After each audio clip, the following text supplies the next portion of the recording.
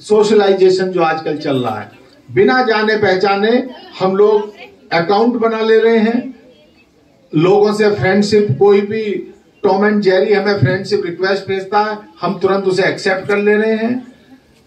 इस virtual world में जो काल्पनिक दुनिया है, इसमें आदमी औरत और औरत आदमी बन के अकाउंट खोल रहे हैं। आप जिससे दोस्ती कर रहे हैं, हो सकता है वो आपके पिताजी ना हो, वो दूसरे रूप में हो, आप दूसरे रूप में हो। ऐसे इंसिडेंट हुए हैं। बेटा और पिताजी लगे पड़े हैं एक दूसरे, आप किससे इंटरेक्ट, क्योंकि लिख ही रहे हैं ना। जब भी आप बात करने का प्रयास करोगे, वो कहेगा या कहेगी मैं बहुत बिजी हूं, तो आप फिर शुरू हो जाएंगे टाइपिंग करने में। कई बार ये चीजें, आजकल एक और रोग चल रहा है, अक्सर रात में, क्योंकि इस शहर के बहुत प्रतिष्ठा वाले और सम्मानित लोग आके बेचारे धीरे से बताते हैं कि साहब हमारे साथ ये घटना हो गई। रात में या किसी भी समय आपके फोन पे कोई व्हाट्सएप से या फेसबुक से मैसेज आएगा, मीठी मीठी बातें होंगी, आप उसमें उलझ जाएंगे, आप वीडियो कॉलिंग में उलझ जाएंगे, फिर आप ब्लैकमेल होते घूमते हैं, फिर आप पैसे देते घूमते हैं। ये एक नया ट्रेंड चल गया है, इनसे बचने की जरूरत है। प्रतिष्ठा, आपकी मानसिक शांति को भी ये हर लेंगे, छीन लेंगे आपसे, अगर आप सावधान नहीं रहे। ये नए चैलेंजेस हैं जो हर जगह का आदमी इनसे आजकल पीड़ित हो रहा है, जो थोड़ी सी सावधानी के साथ रह रहे हैं। भाई आपके पास कोई, हम बैठे हैं, इससे लगा हुआ बिहार है, बिहार में शराबबंदी है, सभी लोग जानते हैं, और हमारी तरफ शराबबंदी नहीं है। यहां अक्सर ये शिकायत आती है कि बिहार के लोग यहां आते हैं, पीने तक तो सीमित है, भाई यहां मिलती है, अपना ठेके से खरीद के पी ली, कोई बात नहीं, लेकिन यहां से स्मगलिंग करके ले जाते हैं। वो रोग यहां के लोगों को भी छोड़ जाते हैं। गलत तरीके से पैसा कमाने का रोग है, वो स्मगलिंग का रोग है। उसमें यहाँ के लोग भी, स्थानीय लोग भी फिर इन्वॉल्व होने लगते हैं, और वो भी फिर पकड़े जाते हैं। तो कई बार आएंगे साहब, पहली बार ग्यामर के क्षेत्र के कई लोग इसमें बड़े सक्रिय है। बिहार गया, वहां नोट छप रहे, और वो नोट असली जैसे लग रहे। वो जब हम लोगों ने गौर से देखा, किसी ने आगे शिकायत करी, तो वो भी जैसे अभी हमारे एसपी आर्य साहब ने कहा, ये बड़ी भूमि जो है वो उर्वरा शक्ति वाली है, जहां वीर सपूत पैदा कर रही है, वहां मार डालेगा आपको अगर उसकी ज्यादा डेटा यूज कर लिया तो, क्योंकि उसको रात में पिक्चर नहीं देख पाएगा वो, अगर आपने उसका डेटा किसी और चीज में यूज कर लिया, नेटवर्क, तो उसके प्रति कोई संवेदनशीलता नहीं है। फोन खरीदेंगे तो बच्चे के लिए उस पे 800-900 रुपए का कवर एकदम लगवा देंगे। खोपड़ी के कवर की कोई चिंता नहीं, मोबाइल के कवर की चिंता है। इसे जान से ज्यादा प्यारा रखने का प्रयास करते हैं, जो कि बिल्कुल बर्बाद है। आज आप लोग यहाँ बैठे हैं, इस दुख की घड़ी में बैठे हैं। आपके गांव का एक नौजवान बच्चा दुर्घटना का शिकार हुआ है। ये अगर हम इसी तरह से लापरवाह रहे, तो ये जरूरी नहीं है कि कल कोई और ना हो। कम से कम हेलमेट लगाने का एक प्रण लेके जाइएगा कि आपके गांव में 100-200 लोगों के पास तो जरूर मोटरसाइकिल होंगी।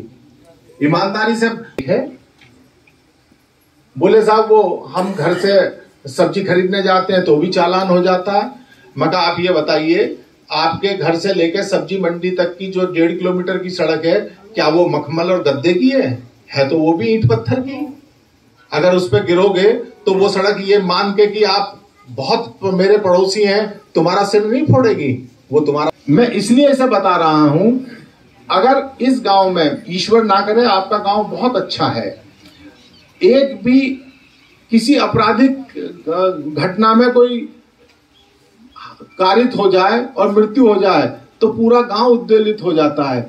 पिछले वर्ष 2022 में पूरे गाजीपुर जनपद में केवल 39 लोग आपराधिक घटनाओं में हत्याएं हुई थी और 216 लोग एक्सीडेंट में मरे। आप सोचिए हम किस विकास की तरफ बढ़ रहे हैं। ये तो वो आंकड़ा है जो रिपोर्टेड है एक्सीडेंट का। बहुत सी चीजें ऐसी भी होती हैं जो आपसी सहमति पे सुलझा ली जाती हैं। और एटीएम वाले हो, क्यों शर्मा क्यों रहे हो? मैं कोई एटीएम कोई मांग रहा हूं आपके। मैं केवल उस जिस दुर्घटना का आप शिकार हो रहे हैं उसकी तरफ, केवल आप बेटा आपका आर्मी में लगा हुआ, बाबा एटीएम सेंटर पर जाते हैं और वो किसी भी आदमी से कहते हैं कि लल्लू मुझे नहीं मालूम कैसे चलता है, लड़के ने ये नंबर बताया था, 1000 रुपए निकाल दे।